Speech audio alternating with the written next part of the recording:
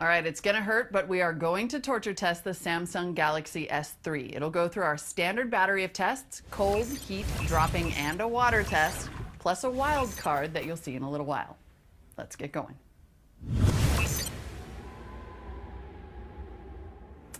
Time for the cold test. Samsung Galaxy S3 going in the freezer for 2 hours. See you later, little buddy. Good luck. Fingers crossed.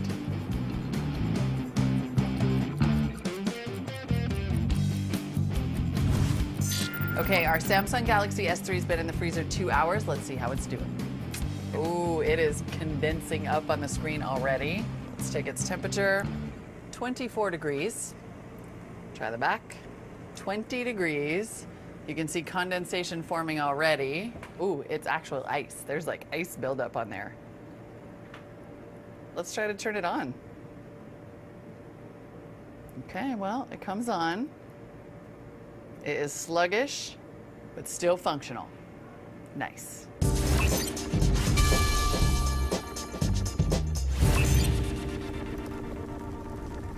Okay, so we're trying a new thing for the torture test. We have bought a terrarium, and then I ordered 250-watt ceramic bulbs that are meant to sort of heat up like a lizard enclosure.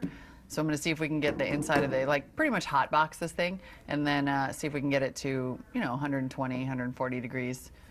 No lizards or spiders in there, though.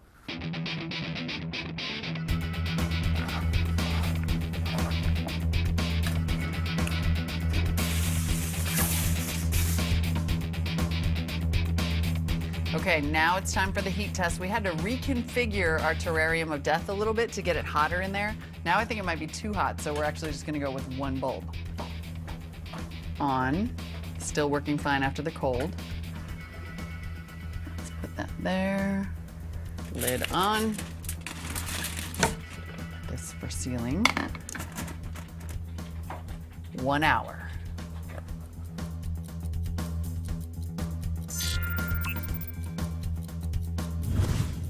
We might have gotten a little carried away with the heat test. It got pretty hot inside the terrarium of death. I did turn off this top bulb, but it might have been a little unfair. Let's see how it's doing. The phone. Okay, the first thing I want to know is whether I can even touch it with my bare hand. Ooh, that phone is hot. That phone is too hot to touch right now. It seems kind of cruel to try to turn it on, so I'm just gonna set it to the side, let it cool for about 10 minutes. Maybe it's okay. All right, so it's been resting for about 10 minutes. It's now pretty much room temperature to the touch. Let's see if it turns on. It came on. Oh my God. Okay. My mind is blown right now. Well played, phone. Well played. This thing is totally fine. I think it's snappier than it was after the cold test. Unbelievable.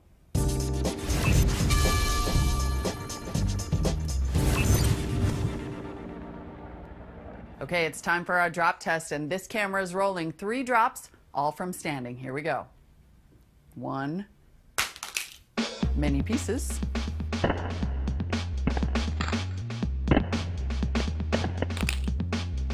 Put it back together.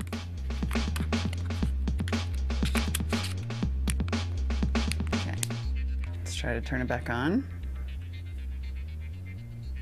It's waking up. Also, no cracks.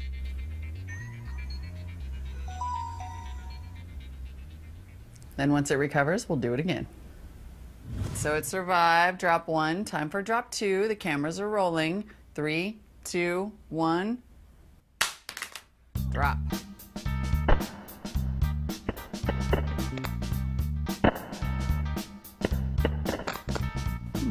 The camera turned off.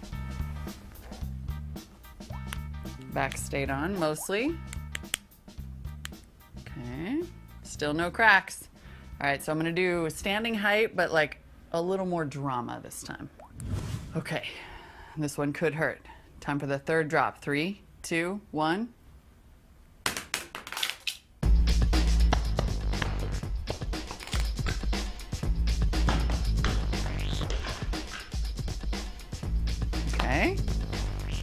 gotta say, it doesn't feel very sturdy, this phone, but maybe that's working in its advantage.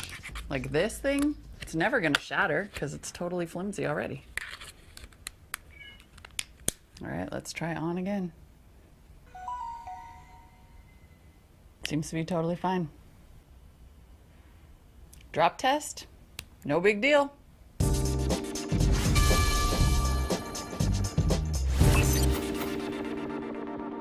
For today's wildcard test on the Samsung Galaxy S3, it's a bit of a key test. You all know this scenario. Your keys are maybe in your purse, and then you shove the phone in there.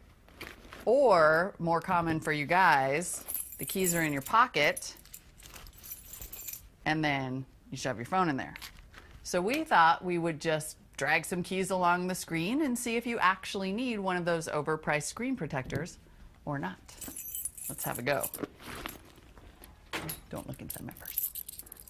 Okay, I'm gonna take my roughest key here. I feel like I can't even, I feel actually like I could do this all day. Seems to be having, oh, I see some little scratches. I can't tell if they're scratches or not. Let's take like the mail key, all the different ones, my King of Spain Memorial keychain. The phone came on, was like, knock it off. All right, so let's see, let's come in close. I can definitely see scratches, but I don't think any of them rise to the level of true scratching.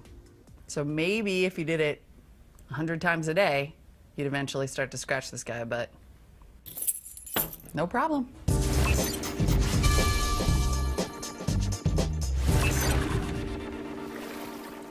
Now it's time for the dreaded water test. We're gonna dunk it in our fish tank here, then take it out and put it in our recovery bag, leave it for a few days, and we'll find out in studio whether it survived. Here we go.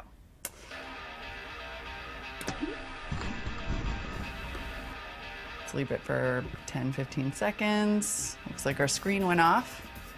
Here I have a bag filled with silica gel packets. You could also use rice or quinoa, something absorbent, to put the phone in for just a couple of days. Let's get it out of here. Don't try to turn it on. Let's dry it off here. Oh, it's making its little like water noises that it makes. Oh, that's so messed up. I know. Help is on the way. Okay, we'll put it in here. Oh, it does come back on now. This phone is amazing. But just in case, let's put it in here. We're just gonna put it in our little bag here. We will check on it again in a couple days, but I gotta say, looking good so far. Still turning on. Stop it. Off. Okay.